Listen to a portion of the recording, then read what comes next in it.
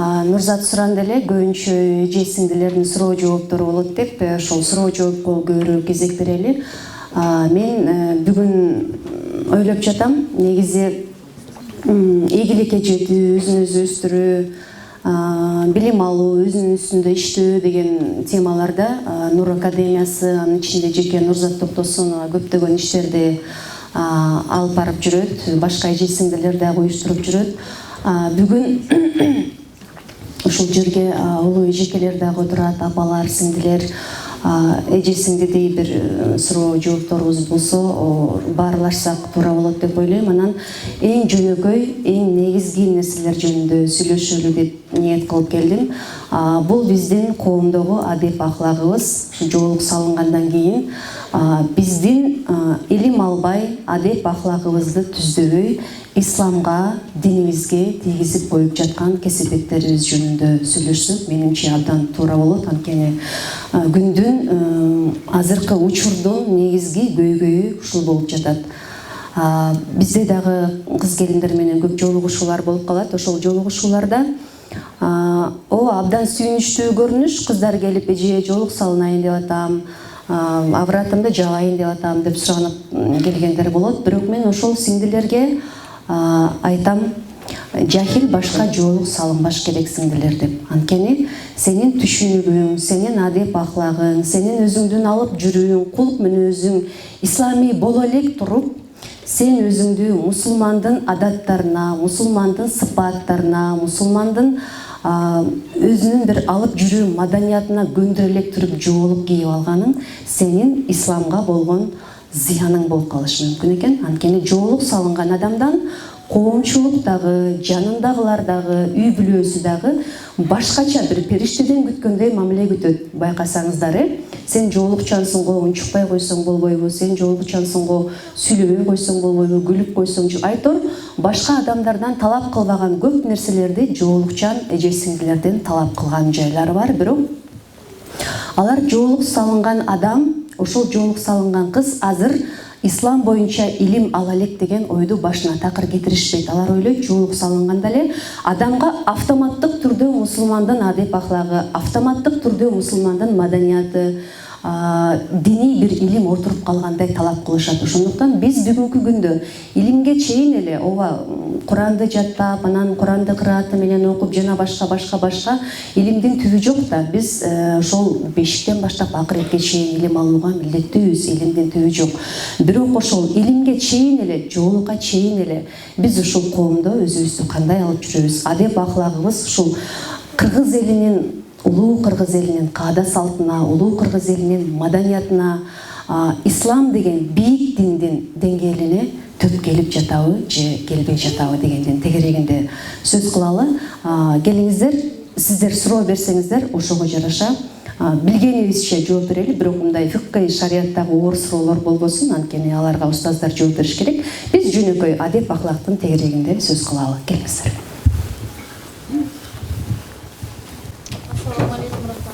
Алейкум ассалам ва рахматуллахи ва баракатуху. Бүгүнкү коомдогу биздин өтө чоң көйгөйдү көтөрүп атасыз. Анан ушул тууралуу бизге чынын эле жетпей аткан илимди ушул кыз келиндер кайсыл жерден барып өзүн өзү өнүктүрүп, именно ушул исламдын жолун салынып, динде жүрөм дегендерге бизге көбүнө эле илим жетпей жатат эмеспизби? Ошол жакка курс ачасыздар, кайрадан өздөштүгү боюнча кайрылса болот. Ушул туура дарегине келдиңиз. Ушул жаатта Нур Академиясы жана Нурзат Токтосунова иш алып барат. Негизи психологдор менен, айтор кесипкөй адамдар менен бул жерге илимдүү устаздарды да чакырып жүрөт. Эгер бир шарий суроолор боло турган болсо, ушул жерге менимче семинар бүткөндөн кийин кыздарга кайрылсаңыз, булар Нурзаттар жооп берчү суроо экен. Рахмат. Анда эми биринчи сурообуз, бул кыздарга бир кандай деңгээлде жеткирип алабыз биз? Бул мындай эки Куранда эки жерде келген, түшүп кетпейби? келген деп ошону жеткизе албай жатабыз да. Анан кандай бир оңой жолун тандап берсек болот? Кыздарга деп ошо жоолук салынуу биз үчүн фарз экенин, аркасында ошо намаздан кийин эле биз ушул тууралуу дагы кандай жооп беребиз депчи. Рахмат сизге. Пайгамбарыбыз алейхиссалату вассалам ар бир коом өзүнүн өзгөчөлүктөрүн эгер шариатка туура келе турган болсо каада салттарын эске алуу менен ошол коомдун илим деңгээлин, психологиялык дагы бир социалдык абалдарын эске алуу менен жеткирүү туура деген пикирди айткан да. Ошондуктан биз жоолук салынуу маселеси келгенде бул кыргыздар үчүн көйгөй жаратуучу маселе эмес деп эсептейм. Эмнеге дегенде биздин кыргыздын улуттук кийимдери башынан аяк баш кийимибизден баштап ошол белдемчибиз, ошол кемпир көйнөгүбүз, кемселибиздин баардыгы шариатка туура келген кийим. Демек биз авратыңды жап кызым деп айтаарда ага түшүнүксүз бир эми азыркы элдин сөзү менен айтканда бир арабтардын маданиятын таңоолап жатасыңар деп жатпайбы бизде? Ошондой көз карашта эмес эле кыргыздын кызы шыйрагын көргөзүп жүрбөйт кызым, кыргыздын кызы көкүрөгүн ачып жүрбөйт кызым деген эле кыргыздын эле каада салтына туура келген сөздөрдү айтсак, менимче жеңилирээк болот беле деп мен ушул жаатта көбүрөөк иш алып барганга аракет кылам да. Анткени ошол эле такыябыз, ошол эле элечегибиз, ошол эле белдемчибиз, чапаныбыз, четкенибиз айтор эмне кийим болбосун кыргыздын ар бир жаш курагына жараша байбиченин байбичелигин көргөзгөн, зайыптын зайыптыгын көргөзгөн, турмушка чыга элексе элек кыздын бийкечтигин көргөзгөн кандай сонун нарктуу, насилдүү кийимдерибиз бар.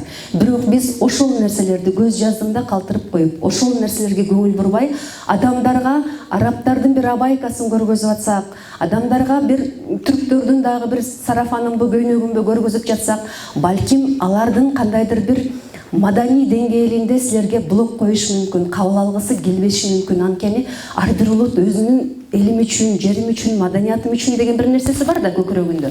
Балким ошол нерсе бизге тоскоолдук жаратып жатабы деген менде ой бар да. Ошондуктан келиңиздер, ушул авратты жабууда маселе жаратпай эле өзүбүздүн эле кийимди кийсек болот. Ичине бир гана ушул химарды кошуп коет экенбиз, жакабыз көрүнүп калбаш үчүн. Кыргыздын көйнөктөрүнүн жакасы дагы тик жака байкасаңыздар, моюн көрүнбөйт. Бизде Замир Сооронбаев деген режиссер агай бар эле, илгери баягы чыгармачылыкта иштеп жүргөндө, ошол агай айтып калчу эле. Айжан, билесиңби, сен жоолук салынып, ушул динди таратып жүрөсүң театрдан кетип. Бирок мен сага айтам дейт. Силердин тетиги арабыңар түрктөрдө эмес, маданият деген кыргыздарда деп атат да. Эми ал киши баягы кыргыздын маданиятында жүргөн адам катары, кыргыздын маданиятында кыргыз эркеги дейт, мырзасы өзүнүн аялынын согунчогун көрбөгөн дейт. Алар ушунчалык бийик деңгээлде маданияты болгон дейт. Кыргыздын аялы тургай эркеги жылаңбаш конокторду тосчу эмес эле дейт. Калпагынын ичинен жанагы кичинекей биз азыр намазда кийип аткан топларын кийип алып, эгер үйдүн ичинде отурса жана такыясы менен жүрүп, такыя бул негизи элечектин же тебетейдин астынан кийилчү баш кийим болуп эсептелген да. Ошол такыячан эшикке чыкчу эмес дейт. Эшикке чыгаарда элечегин кийип, сыртынан жоолугун уруп туруп чыккан дейт. Же тебетейин кийип туруп чыккан дейт. Көрдүңүздөрбү? Демек бул кыргыз маданиятына жат эмес көрүнүш. Биз муну туура гана нукка буруп, өзүбүздүн тилде, өзүбүздүн каада салт жака буруп гана түшүндүрсөк, менимче иншалла жеңилдик болот деп ойлойм.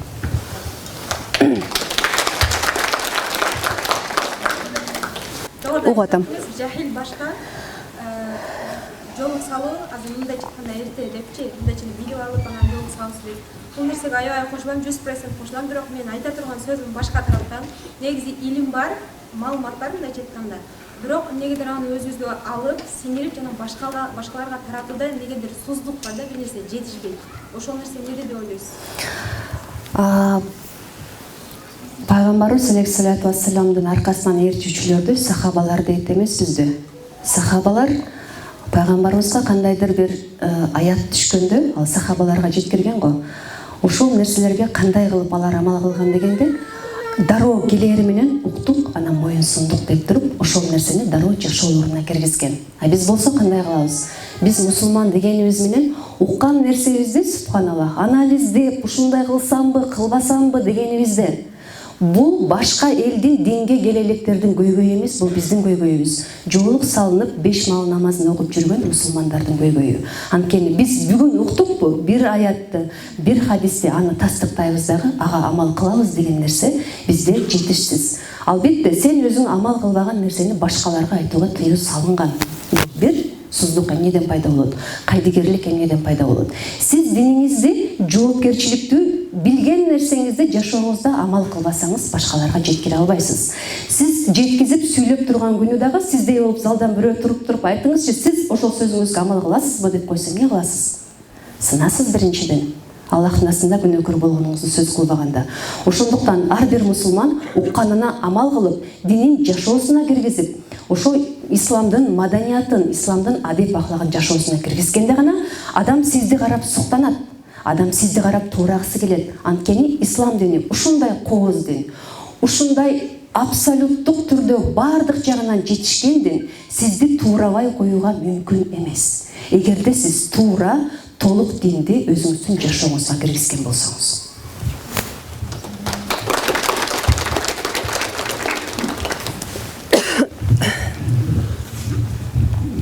Assalamu alaikum. Айжанже, бул жерде отургандардын көпчүлүгү жолукчандар экен, жана ошондой эле жолукка киргиси келгендер экен, байкадым.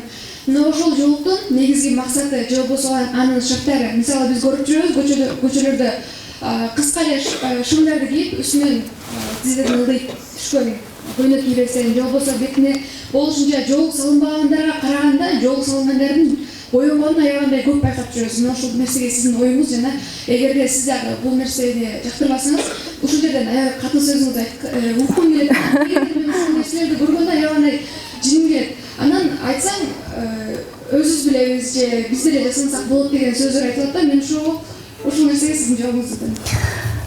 Биринчиден, ислам жөнүндө маалымат берерде мусулмандардын атынан сүйлөрдүн астында жеке пикир эмес, шариатта бул нерсе болобу, болбойбу, мүмкүнбү же мүмкүн эмеспи дегенден гана чыга алабыз. Менин жеке оюм ушундай, шым кийсе болот же көйнөк кийсе болот деп айтууга бизге мүмкүн эмес. Мен жаңы эле ушуга жерге кирердин астында айтып отурдум. Биздин муфтияттын фатва бөлүмү эгерде хиджабтын шарттары бар эмеспи, бул денени чаптабаш керек, анан дене прозрачный кийим болуп көрүнбөш керек, анан өзүнө өтө көңүлдү буруп, коомдон өзгөчөлөнүп турбаш керек деген сыяктуу шарттар, толук беттен, анан ушул жерден башкасын бардыгын жабыш керек деген шарттарынан башка дагы. Маселен, айта турган болсок, Кыргызстанда көңүл чордонунда кандай кийим болушу мүмкүн? Элечек болбойт, кызыл көйнөк кийсеңиз да болбойсуз, керек болсо аппак кийинип алсаңыз да болбойсуз, капкара кийинип алсаңыз көңүл чордонунда болосуз, тилекке каршы. Эмнеге дегенде Кыргыздын каада салтында кара кийимди жесир аял кийет деп койгон. Сиз капкара байка кийип туруп жолукту орунуп алсаңыз, көңүл чордонунда болуп каласыз тескерисинче. Ооба, бул абдан мындай скромно, кээ бир сөздөрдү которо албай калам, кечирип коюңуздар. Скромный кийим чындыгында кара кийинип жүрүү абдан ыңгайлуу. Мен дагы бул кийимди жакшы көрөм. Бирок бул адамдардын кыжырын келтирип, көңүл чордонунда алып барып койчу кийим. Эгерде тескерисинче сиз улуттук кийимди Дубайдан барып кийип алсаңыз, ошол жерде көңүл чордонунда болуп каласыз. Ал жерде ал кийимди кийүүгө болбойт, тескерисинче. Көрдүңүзбү?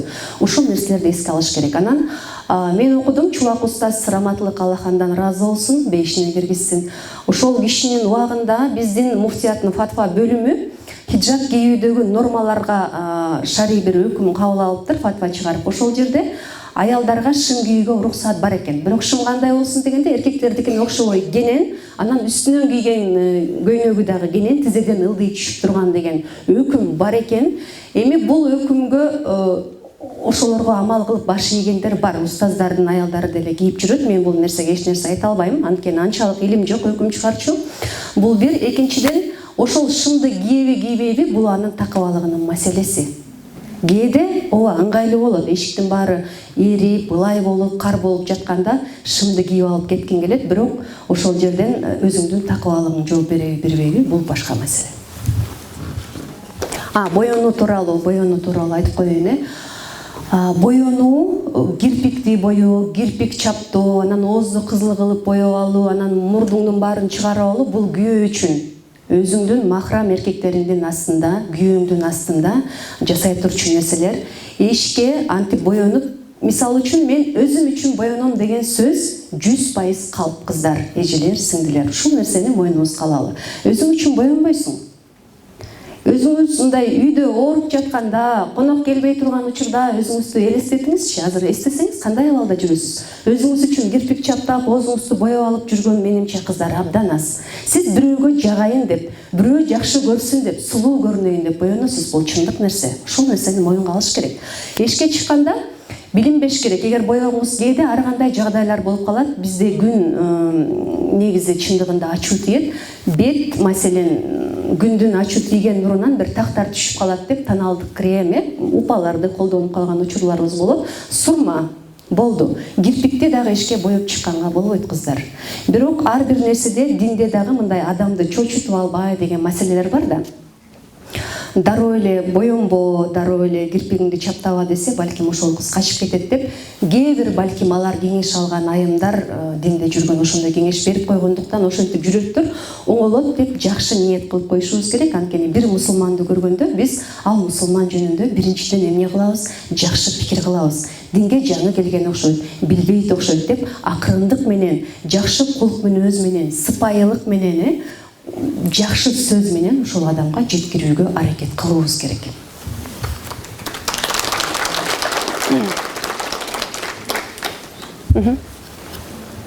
Айта бериңиз. Алейкум салам.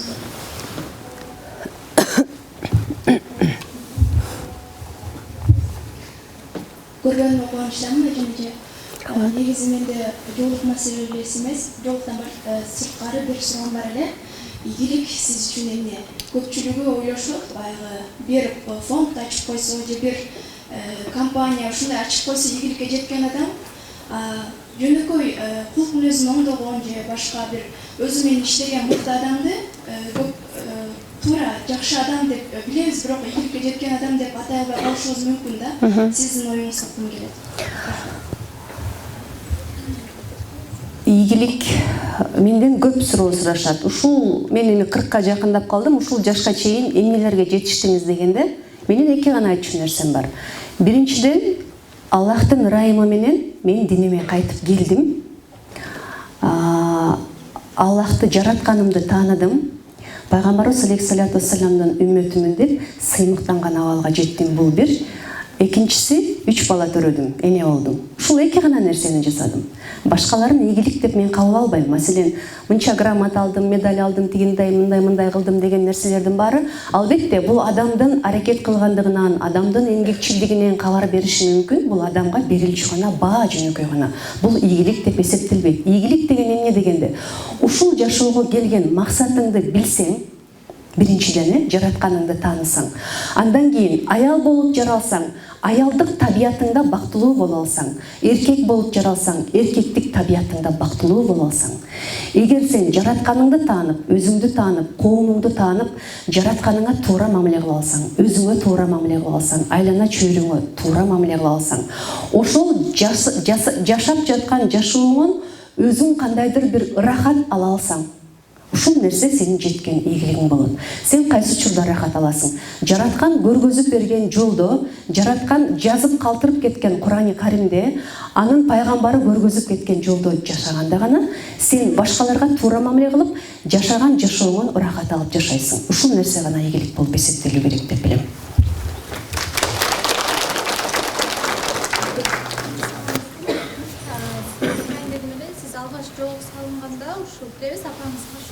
Аны кантип өндүрдүңүз эле? Экинчи суроом болсо, сиз биринчи намаз окуудан баштадыңыз беле, же жоолук салынгандан кийин намаз окуп баштадыңыз беле?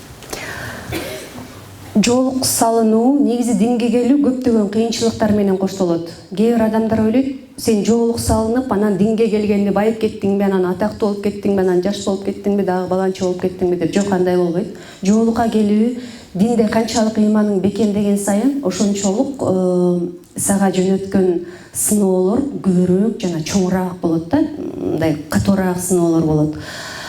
Менин жашоомдо дагы ошондой сыноолор болгон. Бир дагы адам жоолугумду колдогон эмес эле, жолдошум дагы, апам дагы. Анан мен биринчи намаз окуп баштагам, анткени жоолук салынууга бардыгы каршы болчу. Кийин жоолук салынганда мен жоолукту жакшы көргөзүш үчүн динди аябай жакшы үйрөнүп баштадым. Кенеге кандай мамиле кылыш керек экенин үйрөндүм. Анткени мен дагы башка адамдарга эле окшоп өзүмчүл болчумун. Эне мен үчүн бардыгына милдеттүү деген нерсе менен жашайт да көп балдар тилекке каршы. Эртең менен туруп, мен эме сизге ыраазымын деген киши менимче залда жок. Жок, энеңиз сизге чалып сураш керек, балам жакшысыңбы, бүгүн курсагың токпу, бутуң жылуубу деп энелер сурайт, бирок балдар тилекке каршы сурабайт. Ушундай өзүмчүлүк балдардын арасында мен дагы бар болчумун. Бирок мен ушул динди үйрөнүп атып, эненин таманында бейиштөрү деген сөз мени башка адам кылды да, мындайча айтканда. Ошол апама жылуу мамиле жасап, белектен белек берип, эмне туура эмес болсо дагы сенин ыраазычылыгың болбойт экен апа деп атып, апам өзүнүн өзү Рамазан айында орозо кармап намазын окуган койтtu да. Дин сени ушунчалык өзгөрттү, сен такыр башка адам элең деп энемдин сөзүнөн ушул сөздү уктум. Демек бул жерде адам баласы өзүнүн адеп аклагынын үстүндө иштөө менен гана өзүн дагы динин дагы жакшы көргөзө алат деген сөз. Ошон үчүн адам баласы адеп аклагынын үстүндө абдан иштөө керек. Анткени сен эгер динге келип туруп адеп аклагың баягы жахил жашоодой кала турган болсо, диниңе чындыгында зыяның тийип калышы мүмкүн.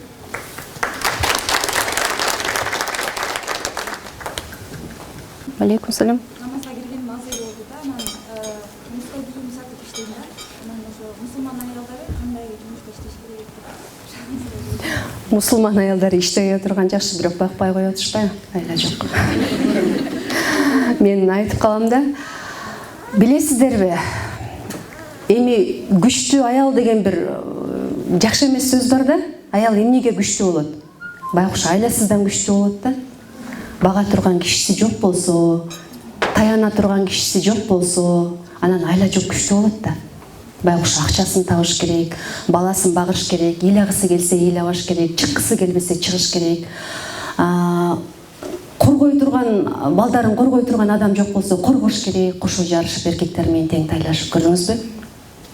Сен жеткире турган, ташып турган адам жок болсо айла жок машина айдайсың. Анан ошентип айласыздан күчтүү болот аял заты. Көрдүңүздөрбү?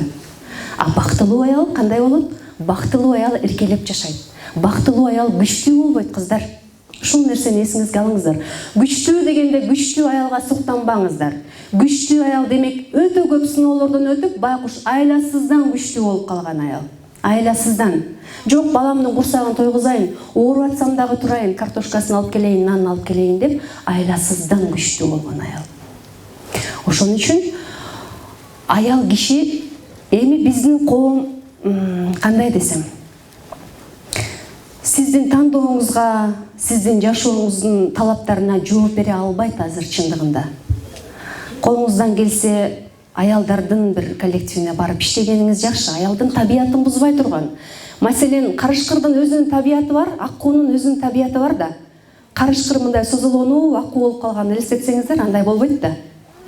Же болбосо ак куу карышкырдай болуп барып бирөөнү заглотка алып туруп жеп койбойт да. Ошол сыяктуу аял өзүнүн табиятынан чыкпай тургандай бир жумуш тапканы жакшы.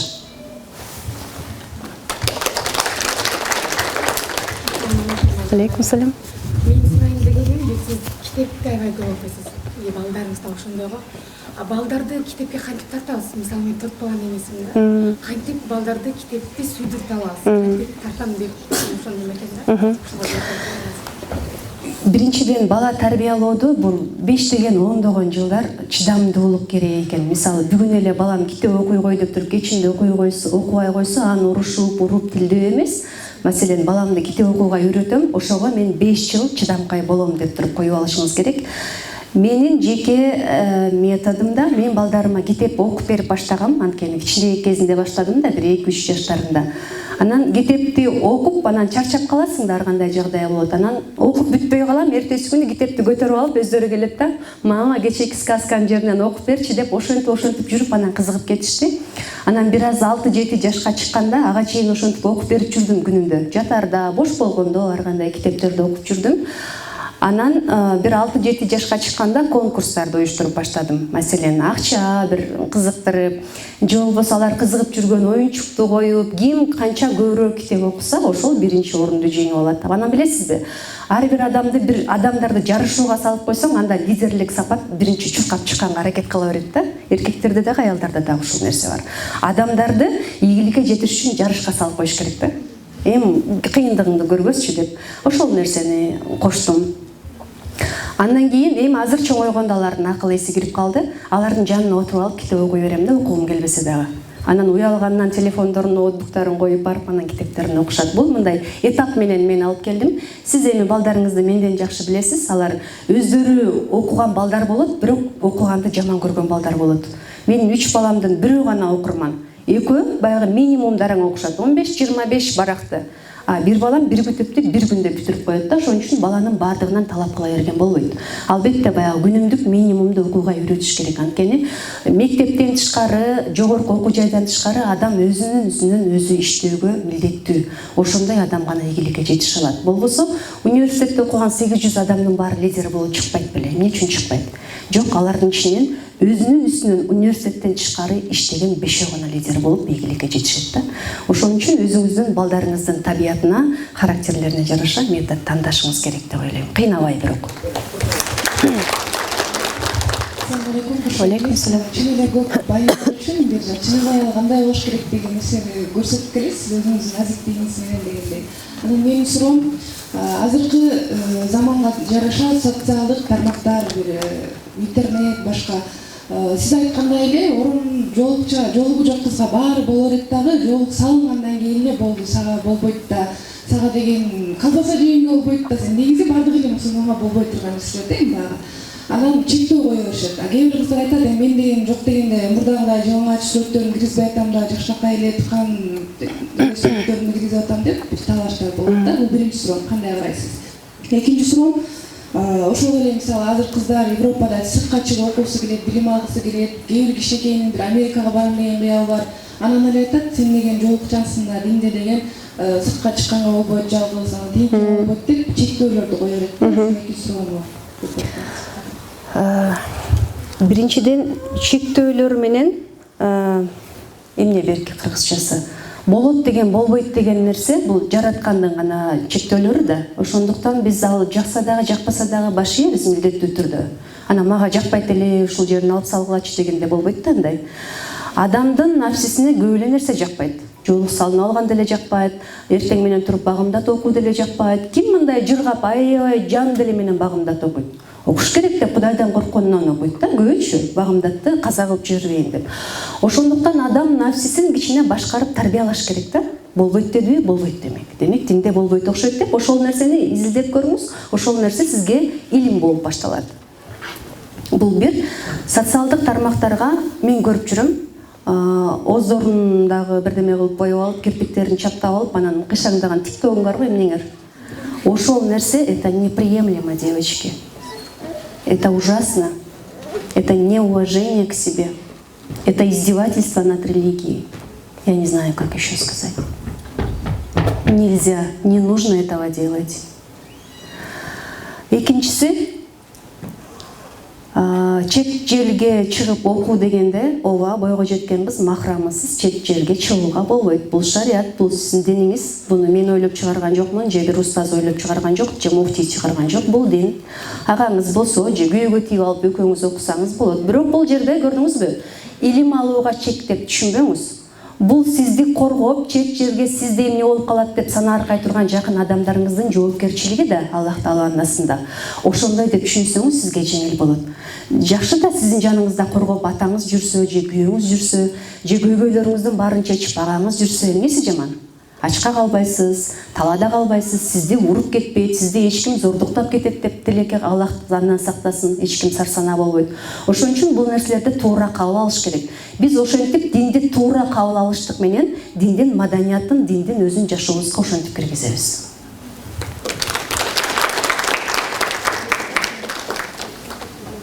Ассалам алейкум. Кыздарыбыздын арасында ошол эле коомдо мисалы үчүн туулган күндү өткөрүү тууралуу чоң көйгөй болуп атат да. Мен канча кыздарга деп мен өзүм да томан келишимче жеткизүүгө аракет кылып ушунун үстүндө көп таагынышы менен келе атышат.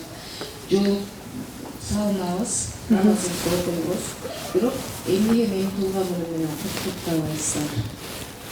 Ушул нерсени туулган күнү биз туулган күн Экөөнө тең жооп бере албайм. Бир мисал айтайын, жанагы балдарымды жибердим деп калдыңыз. Эгер кыз бала болсо, менин да туугандарым бар, Иорданиядан окутушту.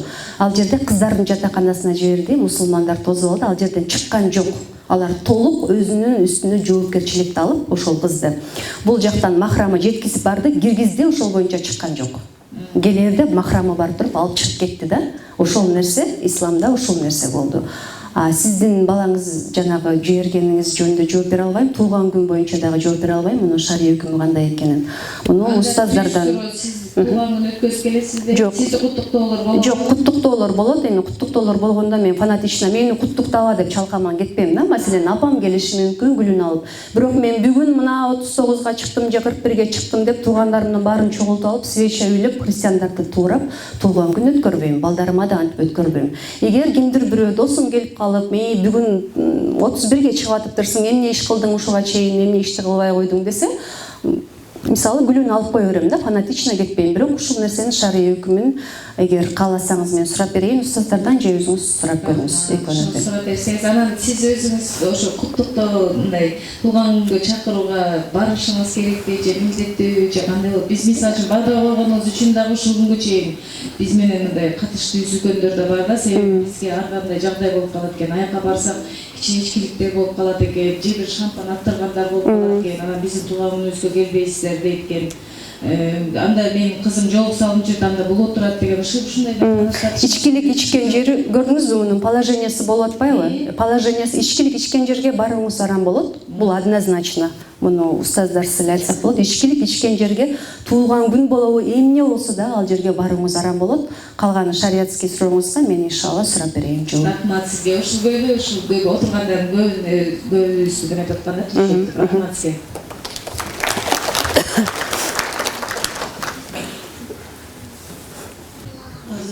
Жаш кыздардын проблемасына жооп берип атасыз. Биз эми мына чоң эмелер, папалар, баардыгыбыз эле ошо кыздарды күйөөгө бергенде жол маселеси боюнча болуп атат да. Кызыңды ЗАГСка чыгарасың, ак көйлөк кийгизип, анан кийин обручальный карточка алып бересиң деп айтып атышпайбы? Ошол ата-энелер өзүбүз ошону уюштуруп тиребит этип атабыз жол салган кыздарыбызды. Мен бул шариаттын эмесине кирип кетиши мүмкүн. Ушуга кыскараак жооп берип коюшпу? Нике деген жарыя деген сөз да, апа. Жарыя болуш керек, сиздин кызыңыздын күйөөсү барбы же балаңыздын колуктусу барбы, бул нерсени жарыялап коюш керек. Анан бизде азыр шариат баягы кыздын атасынын үйүнөн нике кыйып алып кеткенден кийин бардык эле мусулмандар, ошол эле билимдүү мусулмандар ошол үлпөт көйнөгүн кийип, анан ЗАГСын алып коюп атышат. Эмне дегенде биз светтик өлкөдө жашап атабыз, анан ар кандай маселе жаралып калып жатат да. Маселен, ажырашып калып атышат, бала менен калып атат. Ошол учурда анын укугун корголоо үчүн светтик өлкөдө ЗАГСынын абдан орду бар нерсе экен. Ошон үчүн бул нерсеге каршы чыгышкан жок эч ким. Мүмкүнчүлүккө жараша бул нерседен чыгып жүрүшөт. Каршылык мындай шариатка экөөнү бири-бирине каршы коюшкан жок. Никеден кийин ЗАГСыны сөзсүз алып кое беришет. Анан шакет боюнча алтынды эми мусулман эркектер тагынбайт деп күмүшүн тагынып жүрүшөт, кыздар алтын тагынып жүрөт. Башка мындай маселени деле билбейт экенмин.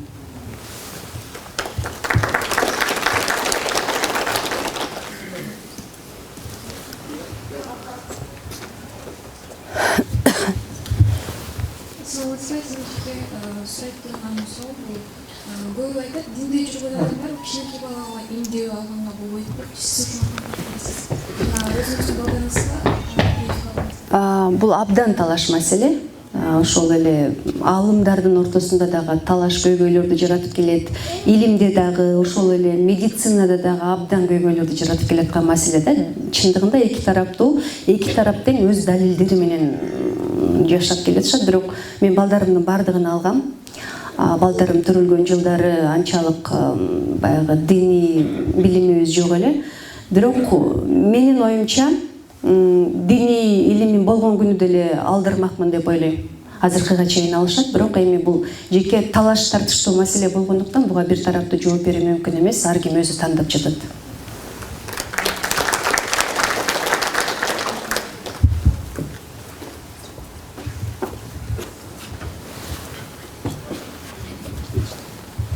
Assalamu alaikum Ajinje. Sizge Allah razı olsun şu gelip bizge ilm berip atkanыңызга. Ajinje men özümde личный суроомду, мисалы бир ыймандуу бала, бир кыздын турмушка чыгат, анын главный максаты деле ыймандуу бала тарбиялоо. Бул эми чоң медреседе айтылат эмес. Ошо ыймандуу баланы тарбиялап чоңойтуш үчүн ошо ыймандуу жерге барыш керек. Атасы ошо ыймандуу болуш керек да, чоң. Ошо менин айтып сурагым, ошо барган жердин түбү дейинби ошол баланын ыймандуулугуна кандай таасир этет, кандай ролу бар да? Чөйрө деген адамдарга абдан түздөн түз таасирин берет да. Билесизби, бул 1 жыл мурунбу, 2 жыл мурунбу бир изилдөөлөрдүн жыйынтыгында бир бала же бул жөнүндө документалдуу фильм беле, азыр так билбей жатам, карышкырлардын арасына түшүп калган жөнүндө уктуңуз беле? Карышкырдай болуп улуп, 4 аяктап чийкет жеп калып, ушундай бир маалыматтар болду беле? Көрдүңүзбү? Чөйрөнүн таасири да бул. Карышкырдын арасына түшсөң, карышкыр болуп каласың да. Ыймандуу адамдардын арасында жүрсөң, ыймандуу болуп каласың. Эгер өзүңүз байкасаңыз, 2 саат эле бир адамдын жанында турсаңыз, ошол адамдын манерасынан бери окшошундай кайталап каласың да, бир азга чейинчи. Же тамак жөө манерасын кайталап каласың. Ошон үчүн чөйрө абдан маанилүү. Сиз күйөө тандаарда биринчиден балаңызга ата тандайсыз да, мага көзү жагат, анан кашы жагат деп тандабайсыз да. Биринчи ошол диндарлыгына карайсыз. Бирок диндарлыгына дегенде кандай эми? Фанаттык түрдө мондай динге кирип кеткен эмес да, такыр эле стеналарды актабаш керек, анан жерге чай ичебиз эмес. Динди жашоосунда жакшынакай маданияты менен, адеп ахлагы менен алып жүргөндү тандайсыз. Албетте, сиздин бала тарбиялооңузга, сиздин кайын журтуңуздун орду абдан чоң болот. Анткени сиз балам намазыңды оку, сүрөңдү жатта деп атсаң, кайын журтуңуз жүрүп алам тиги дискотекага алып барып келейин, анан туулган күнүңдү өткөрөм, сизче сайып алып дей турган болсо, бала ортодо жаман абалда калат да. Анткени сиздин балаңыз аларга тиешелүү да, алардын тукуму болгондуктан сөзсүз түрдө күйөө тандоодо жаңылбаш керек экен. Эми азыр акылыбыз жетип бир аз илим алып калып айтып атабыз. Убагында баарыбыз андай кылган жокпуз да. Көзү жакта, анан кашы жакта деп тийип кеткендер көп эле болду. Бирок азыр эми биздин тажрыйбабыздан, бир аз алган илимибизден бөлүшкөндө, сөзсүз ошол баланын билимине, диндарлыгына караш керек, анан ата энесинин да тегине сөзсүз караш керек.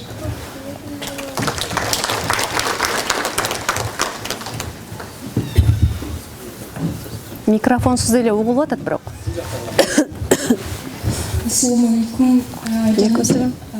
Мен мындан 2 жыл мурун так эске алып атам.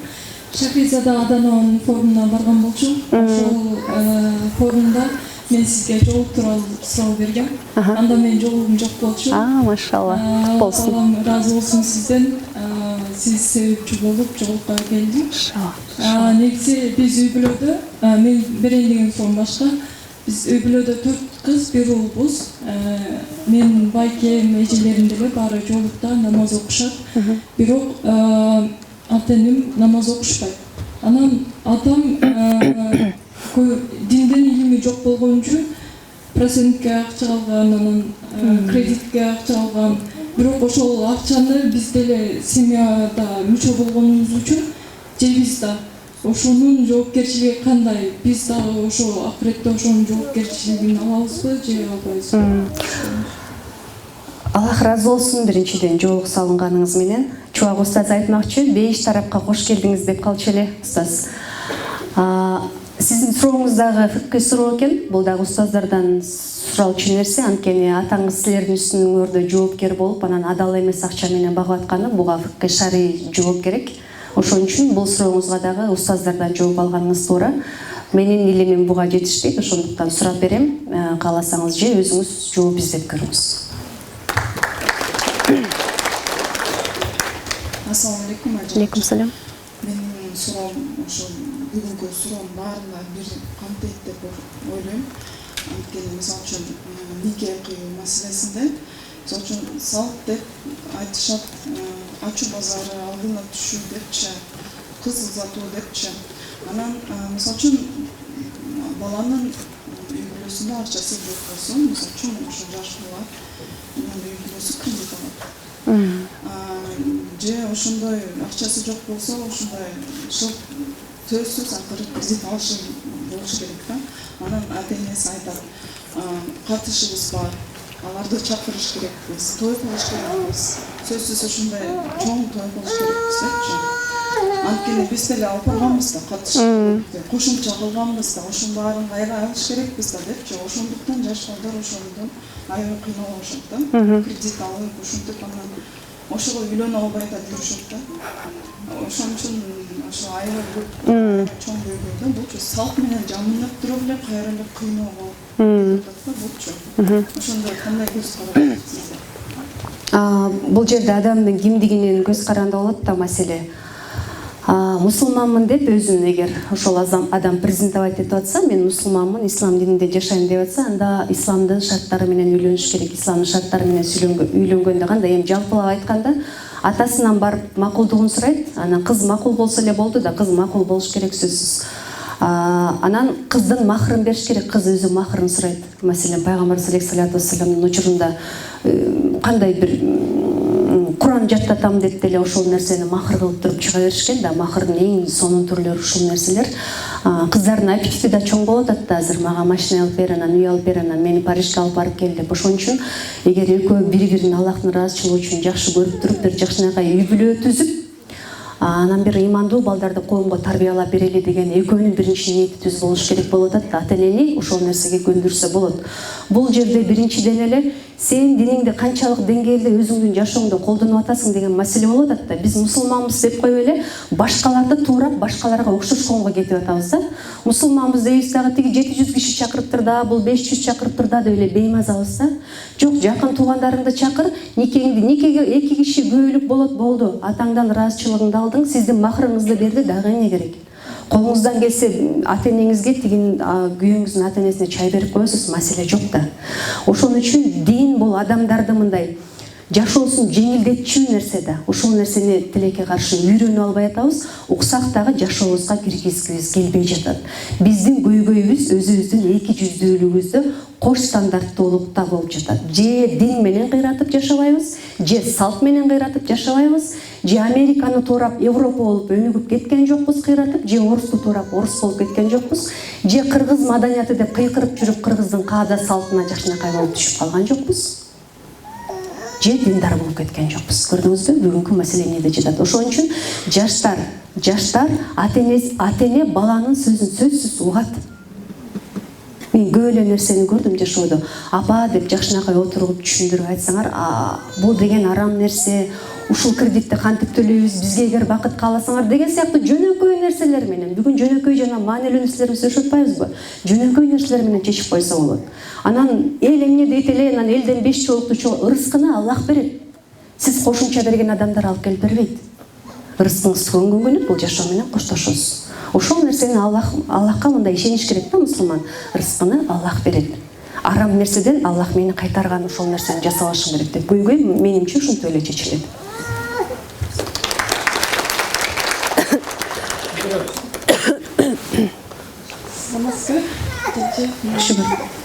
Мен берейин деген сурам, мисалы сиз эне катарда коомдо өзүңүздүн үлгүлүү бир иш аракеттериңизди жасап келесиз, мисалы үчүн берейин деген сурам, мисалы балдарыңызга сиз эң негизги критерийлер, бала тарбиялоодогу критерийлерди айта келсеңиз, мисалы үчүн аларга бир строго режим коесузбу, же кандай бир пландар менен кетесизби? Бала тарбиялоодогу негизги критерий, мен өзүмдүн пикиримди таңуулабайм. Бир нерсени болот же болбойт дегенде, биз мусулманбыз, биздин динибизде ушул нерсе болот экен же болбойт экен деп айтам. Анан бир нерсени эгер аткарбай койсо, мен ошол нерсени аткаргычакта аркасынан түшөм да. Маселен, намазыңды окудуңбу десем, азыр деп коет. Окудуңбу десең, азыр дейт, 5 жолу айтсаң, азыр дейт. Анан ошол учурда мен баланы мындай жемелеп баштабайм да. Балам, намазыңды окудуңбу? Балам, намазыңды окудуң? Намазыңды окуп бүтсөң, анан мындай кылалы. Окудуң да, мисалы ар кандай. Тажабайм да ушул нерсени айтканда. Балага бир нерсени улам-улам эскертүүдөн тажабаш керек. Анткени ал бала. Унутуп калат, ойноп кетет, жасагысы келбейт. Ошентип тарбиялайсың да, ошондой тарбиячысың да. Бала бир жолу эле айтканда эч качан кылып кетпейт да. 5 жолу, 10 жолу айтып, 50 жолу айтып, аркасынан жүрүп, анын аркасынан кайра өзүң кулатып, ошентип үйрөтөсүң. Негизги эле критерий жоопкерчиликтүү болгула дейм. Анан мен балдарыма эмне деп айтам билесизби? Биз учурунда көп эле ушу кыргыз аялдары азыркыга чейин келинди алганда мындай күң алгандай алабыз да. Келин алсаң болот эле, үй-сүйдү жыйнап мындай уйларды саап, үй кызматчы ал да, үй-сүйдү жыйнап, тамагын жасап, сен бутуңду жууш үчүнчү. Ал келин сенин үй бүлөңө, биздин үй бүлөгө как член семьи болуп келиш керек. Биздин үй бүлө мүчөсү болуп келет балам. Эгерде сен бош болсоң, сен Гарвардты окуйсуңбу, 15 жолу Оксфордду бүтүрөсүңбү, Куранды жаттап аласыңбы? Менин чатагым жок ал менен. Сен бош болсоң, аялың баланы карап аткан болсо, сен нан жасайсың, тамагын жасайсың балам деп үйрөтөм. Эгер балаң таң аткыча уктабай чыкса, баланы сен карап турасың, аялың уктап алыш керек балам деп үйрөтөм. Эркек баланы ушинтип тарбиялаш керек. Сен аял алганда менин 3 домработницам болот дебейм да. Эң негизги критерийлер ушул нерселер. Жоопкерчиликке үйрөтүш керек баланы. Анан мен мынтип эсептейм, 15ке чыктың, 2 жылдан кийин кетесиң, официант болосуңбу, шыпырасыңбы эшикти, менин ишим эмес, сен мени багып башташың керек балам. Вот наконец-то мен иштебей калат экенмин, акча деген маселе чечилет деп айтам. Жоопкерчилик алат бала. Байкуш балам азыртан колуна бирдеме жасап сатып, мама, вот 200 сом, 500 сом деп бирдемелерин алып келип берет. Эркек баланы жоопкерчиликке тарбиялаш керек. Сен энеңди багасың, атаңды багасың, аялыңды багасың деп. Ушул нерселер негизгилер.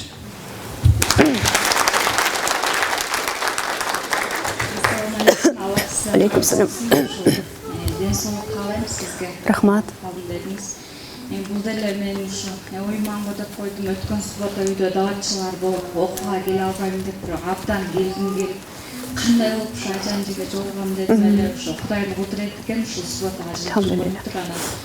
Мен сизге берген суроом ушу азыркы учурда мугалимдерди, мисалы үчүн бардык мектептер эле же министерство деле хижрат кийгенин колдобойт.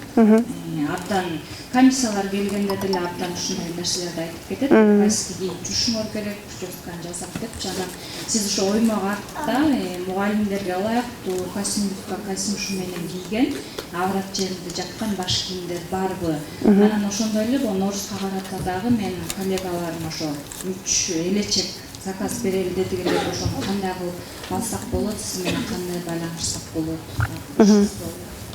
Аллах разы болсун. Бардык нерсе ниетке жараша дейт эмессизби? Мектептеги жоолук маселеси, ушул нерсени көйгөй кылбашыбыз керек. Анткени демократия деп өздөрү айтты да. Демократия бизге жаккан үчүн жашап жаткан жокпуз, же жакпайт деп чыгып кете албайбыз. Аллах Тааланын бул берген сыноосу, демократия деди, демократиясына баш ийип жашап жатабыз. Демократия дерсе, демек демократия баардыгыбызга бирдей иштесин. Алар сүйлөгөн сөздү мен дагы сүйлөй алышым керек. Алардын кийими деле мага жакпайт. Анан мен сенин кийимиң жакпайт дей албайм да. Менин кийимим жакпаса, ал анын маселеси. Ал дагы мага антип айтпаш керек. Мектеп формасына келгенде, мектеп формасын эле кийип жүрүшөт. Менин балдарым эл аралык мектепте окуйт. Мектеп формасын кийип туруп, башына жакшынакай эле ак чолгун салып алат. Ага мындай эч бир билими бар адам ага каршы чыкканга акысы жок. Кыргыз Республиканын конституциясында дин тутуу эркиндиги деген нерсе бар. Биз министерстводагы бул жол боюнча кайрылганбыз, Айзат жардамчым болуп турган кезде. Министрлик каршылыгын билгизген эмес, бул ар бир мектептин өзүнүн эле жеке капризи болуп эсептелет. Ошон үчүн буга ишенимдүү түрдө. Бирок эми хиджаб кийүүдө дагы маселелер жаралып атат да. Жерди чийип, анан этегин басып, жүдөп, ошентип кийинип жүрсө, жагымсыз болуп кийинип жүрсө, адамдарга жакпайт. Хиджаб эмес, ангелдин канаттарын тагып алсаң дагы, жагымдуу, тыкан, таза кийинип жүрсөң, эч бир адам сага эч кандай сөз айта албайт. Экинчи маселе, оймок артта ошол кийимдер бар. Көйнөк чыптамалар, мен бул боюнча долбоордагы жазагам, улут келечеги ушулбуз деп. Мектеп формасы боюнча такыяларды өз алдынча алып чыгып, чыптама менен, ак көйнөк менен ушул нерсени деле форма катары карап көрсө болот, бирок алар албетте карабайт, кызыкчылыгы жок. Анан Норуз боюнча, Норуз языческий праздник, исламга каршы келет. Ошон үчүн Ноорузга деп эч кандай жардам көргөзө албайм. Эми өзү адамдар келип алса алсын, эгер мындай жардам катары болсо. Ушул нерсени дагы эске алышыбыз керек, мусулмандар. Ар бир эле отко, анан бакка, даракка сыйынгандардын майрамдарын майрамдай бербешибиз керек. Өзүбүздүн майрамдарыбыз бар. Жок дегенде өзүбүздүн колубуздан келген нерселерди жасашыбыз керек деп билем, мусулмандар.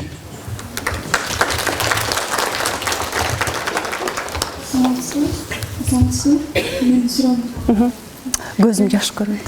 Менин суроом ошо салондо иштеген кыздарбы, хиджаб кийген кыздарбы, кийбегенби, каш терип, макияж кылып, кирпик жасап иштесе болобучу? Ушул нерсе жөнүндө абдан бая күнү маселе көтөрүлгөн мусулман айымдардын арасында. Мен көргөм да, биреже бирок өзү кийет, тырмак өзү кылбайт да, кашын тербейт, тырмак кылбайт, бирок башка кыздарды жок. Бирөөнүн кашын терүү дагы, тердирүү дагы күнөө деген хадистин маанисинде келет да. Терүү дагы, тердирүү дагы күнөө. Мунун шарий өкүмүн билбейм, бирок сиз элестетсеңиз, бирөөнүн аялын жасап түзөп туруп, эшиктеги башка чоочун эркектерге жиберип атканыңызда суктансын, кызыксын, сулуулугун көрсүн деп, мисалы, моралдык жактан эле алганда. шарий өкүмүн издеп көрөлү. 1 саат болду. Чарчадыңыздар. Суроо болсо, дагы канча суроо? Анан жыйынтыктайлы. Ассаламу алейкум. Алейкум салам. Biz улуу элден ыкпалбыз чынында. Оймага негиздеп сиз иштеп жатасыз азыр көбүндө. Биз дагы азыр улуттук коллективи кийимди өтсөтпү деген эски тилекте жүрөбүз. Анан көпчүлүк бөлүгү дагы айымдардан. Менин оюмча ушундай. Анан ушул улутубузду, улуттук кийимдерибизди өзүбүздүн күнүмдүк жашообузга алып келиш үчүн, жайылтыш үчүн мен кийин деп көп жерлерге бардым, бирок баасы кымбатыраак экен да чынында. Анан ушуну арзан баада кылып, арзаныраак кылыпчы, ошо элге жайылтса кандай дейсиз? Сиз менин максатымды билет окшойсуз. Ушул оймого арттым, максат эле ошол. Мен идеяларды алып чыгып, долбоорлорду жасап, ошону массалык түрдө жайылткан адам болсо, жайылтсын. Бул нерседен кызганыч жок. Эгер кимдир бирөө алып ошол самопаш кылып эле дордойлорду сатып атпайбы, маселен ошол эле белдемчини же дагы башка бир нерсени жасаса, жасай берсин, буга эч кандай каршылык жок. Бирок менин кызыкчылыгым, багытым башкараак болгондуктан мен ушул коммерциялык жагына көп басым жасаган жокмун да, мындай массалык түрдө жайылтайын деп. Мен баягы идеяны бердим, ушинтип кийинсек болот, биздин улуттун кийими ушундай, бул шариатка туура келет. Ушул жоолук маселесин ушинтип эле чечип койсок болот деген идеяларды 2013-төн бери жасап келе жатам. Эгер кимдир бирөө колго алып, эжең мен ушуну массалык кылып чыгарайын десе, кош колдоп эле колдойбуз бул нерсени. Эң сонун болот.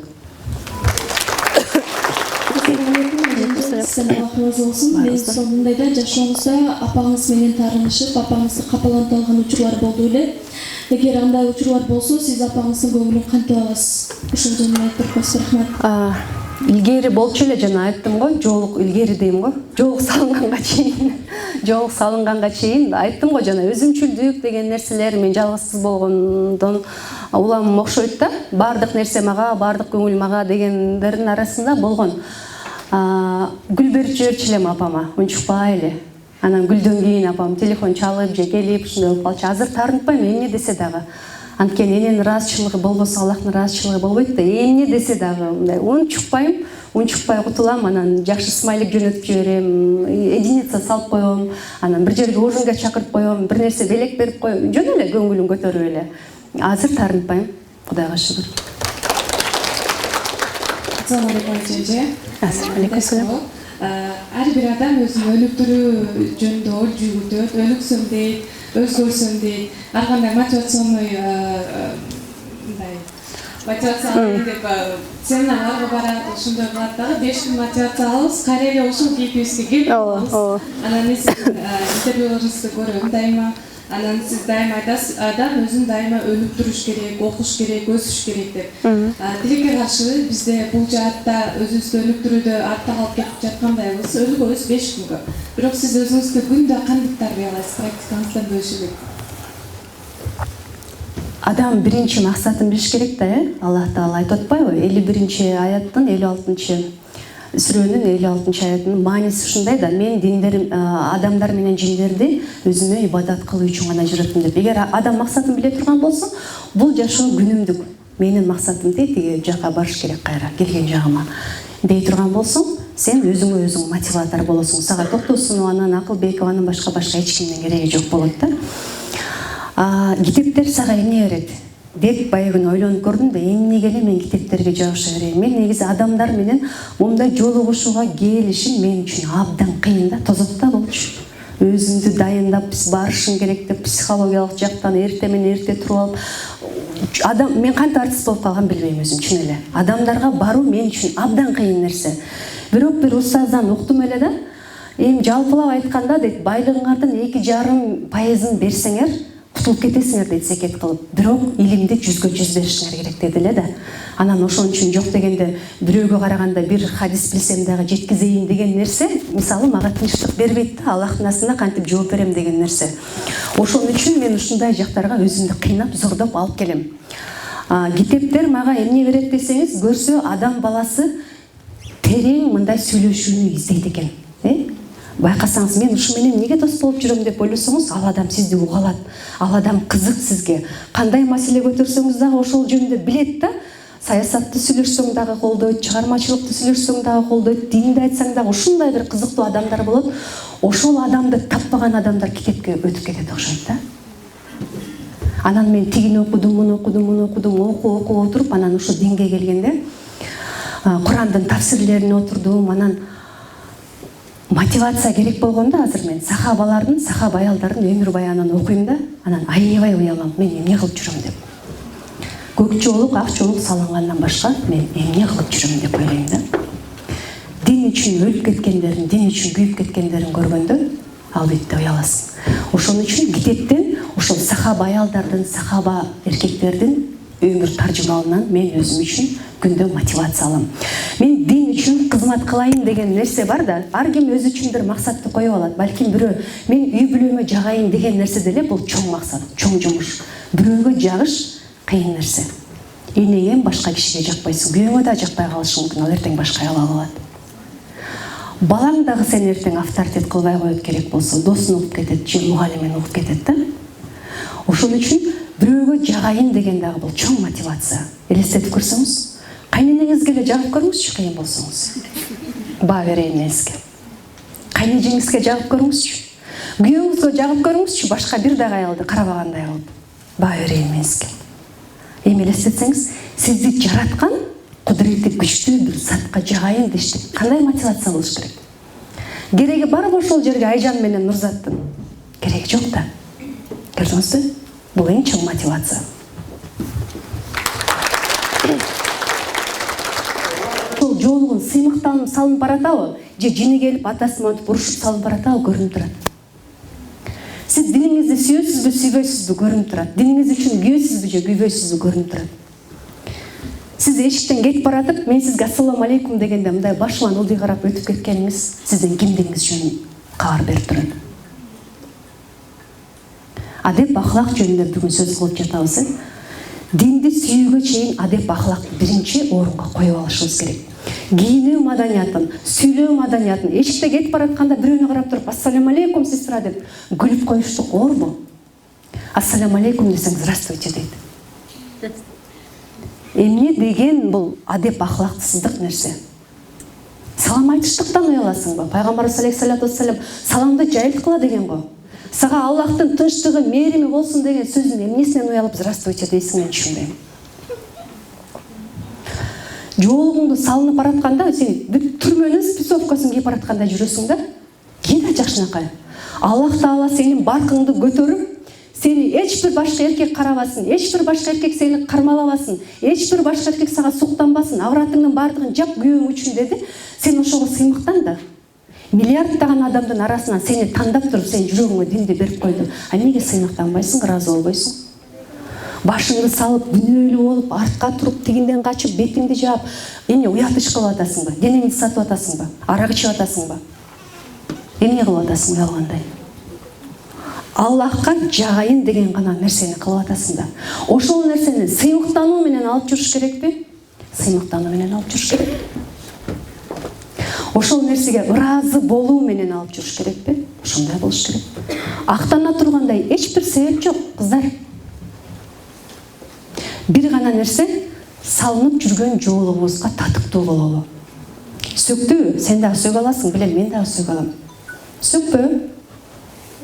Чыңгызхан жыны келгенде эмне кылган билесиздер да, кар заманда. 1, 2, 3, 4 деп санап баштаганда бирөөнү өлтүрүп койбойн депчи.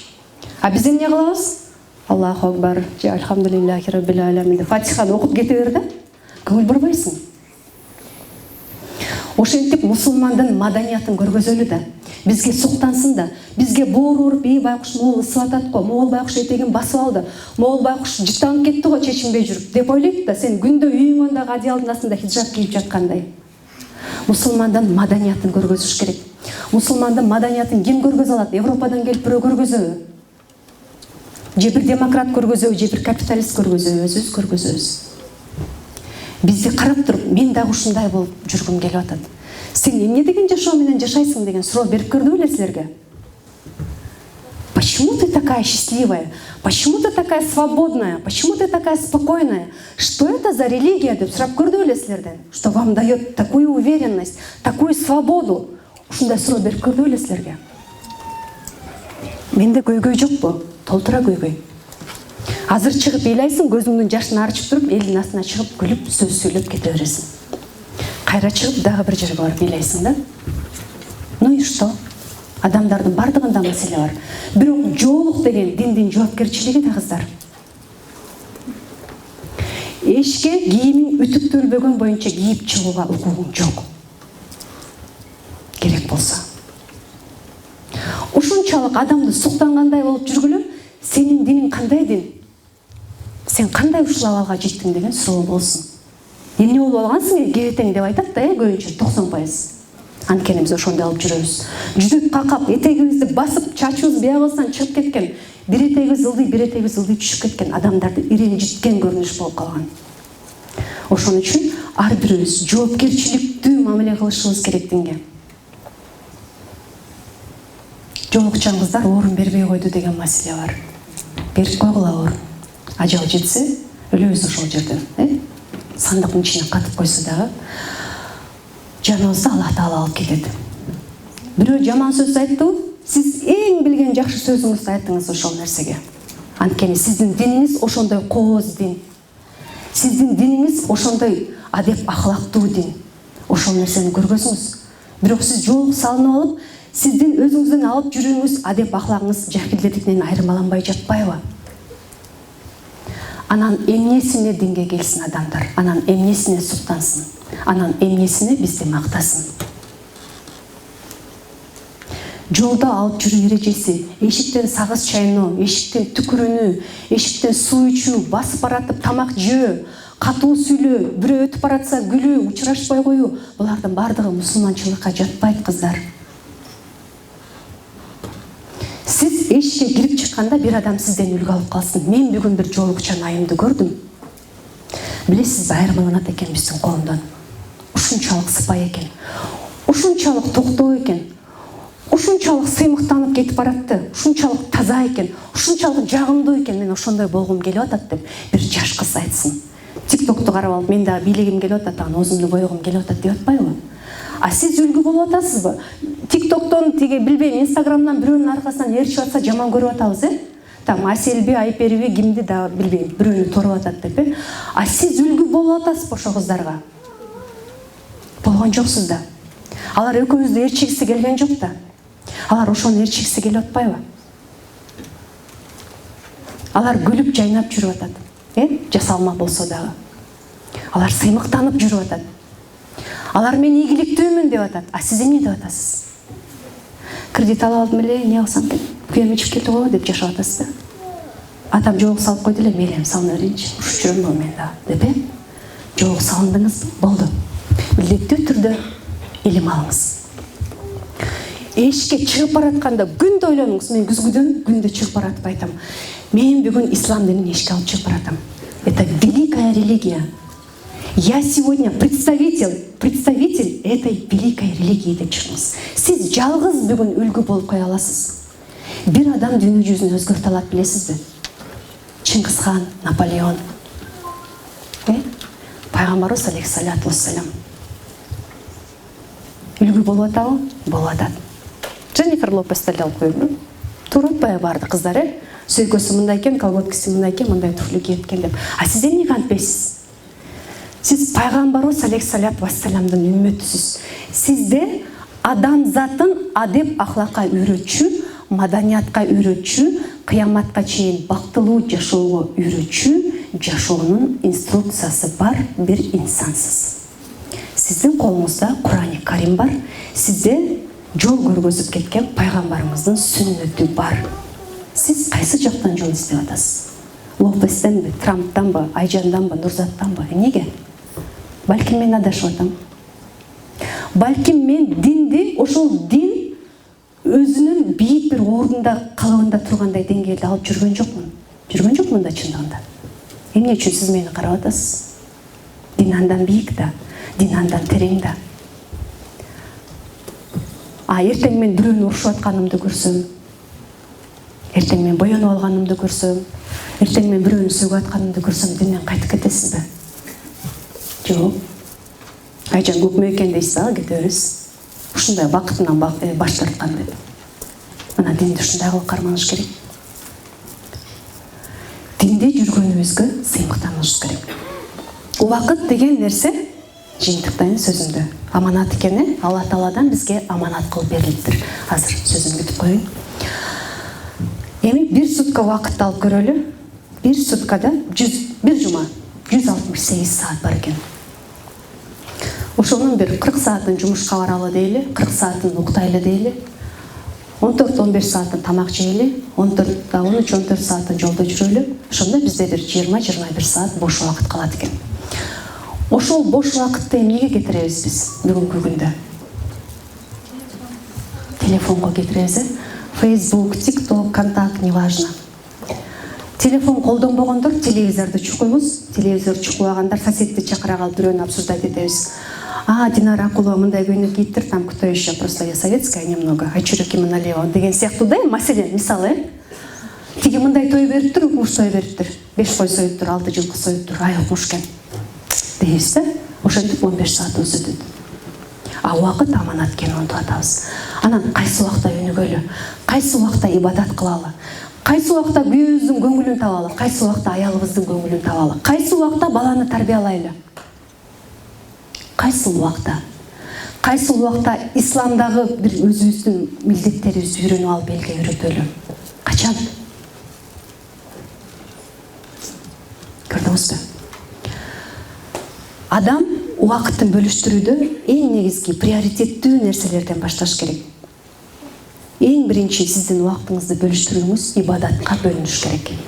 Бул намаз, Алла Тааланы эстөө, жеп аткан тамагыңызды ойлонуу, могу адал кылыптырбы Алла Таала, арам кылыптырбы? Могу сүйлөп аткан сөзүм азыр туурабы? Ушакпы же ушак эмеспи? Мен эмнеге муну сүйлөп атам? Анализдеп ошонун кылганы туурабы, туура эмеспи деп түшүнүп алайын деп атамбы? Же ушак ради того, чтобы ушак кылыш үчүнбү? Мен бүгүн апама, атама чалдымбы? Ооруп атты эле, өлүп калган жок бекен, түндө ооруп атты эле деп ойлонобузбу? Жок, ойлонбойбуз. Кайсы досум менен барып бүгүн чай ичсем, кайсы жорукту кайсы жерден сатып алсам, кандай модный хиджаб чыгыптыр. Эртең менен тура калып, ибадат кылгандан кийин ата-энесин ким ойлойт? Кимиңер ойлойсуңар? Жоолук сатып алганы баратып, апама да алып коеюнчу дейби бирөө? Кайын журтунун көңүлүн ким ойлойт? Кайнана мынтет жакпайм. А сиз эмне кылып атасыз ага? Бир жолу апа рахмат, сиз мага тарбия берип атасыз. Балаңыз үчүн рахмат деп койдуңузбу? Балаңыз байгуш аракет кылат, домашнийин жасайт, тигинисин жасайт, китебин окуйт. Бир жолу кучактап, балам сага рахмат, менин айтканымдын бардыгын жасап атасың. Бүгүн отуруп ойночу дедиңизби? Убактыңызды бөлүштүрүүдө жакын адамдарыңыз калып, сиздин убактыңыз ушакка кетет, кушунага кетет, доско кетет, көрдүңүзбү? Анан жашоодо уруш каяктан чыкты, атаңдын башынан чыкты болот. Адамдын жашоосундагы көйгөй бири-бирине көңүл жетишпей калгандан гана болот. Убакыт. Күйөөсү айтат, сен мага убакыт бөлбөй койдуң, аял айтат, сен мага убакыт бөлбөй койдуң деп. Ошон үчүн убакыт деген, аманат деген нерсени туура пайдаланалы. Бул жашоодо 70 жыл жашайт экенбиз, 80 жыл жашайт экенбиз. Ошонун жарымын мен жашап койдум. Аркамды карасам, кыйраткан эчтекем жок, ишенесиңерби? Дагы канча жыл жашайм билбейм, бирок жашоонун көбүн жашап коюптурмун да мен уже. Жарымын, балким жарымынан көбүн. Андан кийинки ибадаттарым кандай калыпта уланыш керек? Мен Алла Таалага 1 саат бөлүшүм керекпи? 2 саатпы? 3 саатпы? 4 саатпы? Же 24 саат бою ибадат кылышым керекпи? Качан өлөм деген гарант эч кимде жок болгондон кийин убакытты приоритеттүү бөлүгүн, эң негизги бөлүгүн Алла Таалага арнаш керек. Алла Таалага убакытты арноо деген нерсе отуруп алып 5 саат бою зикир кылуу эмес. Сиз энеңиздин көңүлүн табууга жумшап аткан убакыттагы Алла Таалага кылып аткан ибадат. Сиз күйөөңүзгө жагам деп аракет кылып, өзүңүздү кооздоп, ушуга жакшы сөз айтып коеюнчу, жакшы тамак жасап берип коеюнчу дегениңиз да ибадат. Мен азыр подружкам келгенде ушак сүйлөшпөй, мен ага динден бир нерсе айтып берейинчи. Бүгүн Гогольду окудум эле, Лермонтовду окудум эле. Айтпадым, не важно. Ошол жөнүндө сүйлөшөйүнчү деп ушактан качып койсоңуз дагы бул ибадат. Жеп аткан тамагыңызды могу салих бекен, адал бекен, тойбос бекен, эмне деп ойлонуп койсоңуз дагы бул ибадат. Мусулмандын кемчилигин көрүп калсаңыз, жакшы пикир кылып адашып калды ушул. Акырын эскертип коеюн элге билбестен. Жаңы келсе керек, же бирдеме болуп атса керек деп жакшы ойлоп койгонуңуз дагы ибадат. Тарынтып алган адамыңызды Аллах ыраазычылыгы үчүн кечирим сурап коюңуз. Убакыт деген ушундай өтүп кетчү нерсе. Жанында туруп, колуңуздан кармап туруп, ажал жууп кетет да колуңуздан. Апа, мен сизди жакшы көрөм деп айта албай каласыз, ишенесизби? Сөзсүз түрдө ушул нерсени айтып коюңуз. Оозуңуздун жери да. Мага деле канча кыз жасат, 100 кыз жасат, ажан мен сизди жакшы көрөм деп. Мен дайыма сурагым келет, апаңызга айттыңыз беле ушул сөздү деп. Аллах разы болсун силерден жакшы көргөнүңүздөр үчүн. Бирок апаңызга айттыңыз беле ушуну? Апа, мен сизди жакшы көрөм деп. Кайненеңизге айттыңыз беле ушул нерсени? Балаңызга айттыңыз беле? Мен жашай берем ал сөзсүздөр, мен көнгөм жаманына дагы, жакшысына дагы. Бирок апаңыз үчүн бул маанилүү, билесизби? Апа, мен сизди жакшы көрөм. Бардык кылган нерсем үчүн кечирип коюңузчу деп айтып көрдүңүз беле? Айтып көрүңүзчү. Апаңыз эртең гүлдүп калат. Кредиттеринин бардыгын унутат. Эң кедей, эң кыйналып, картошка менен жашап атканын дагы унутат. 50 сом салып коюңуз, 20 сом салып коюңуз. Апа, мага чалып турсаңыз, мен сарсана болбойм, акчаңызды салып койдум деп. Көрдүңүзбү? Убакытты эгер сиз жашооңуздагы маанилүү деген нерселерге бөлүштүрсөңүз, маанисиз нерселерге убактыңыз такыр калбайт, иншалла.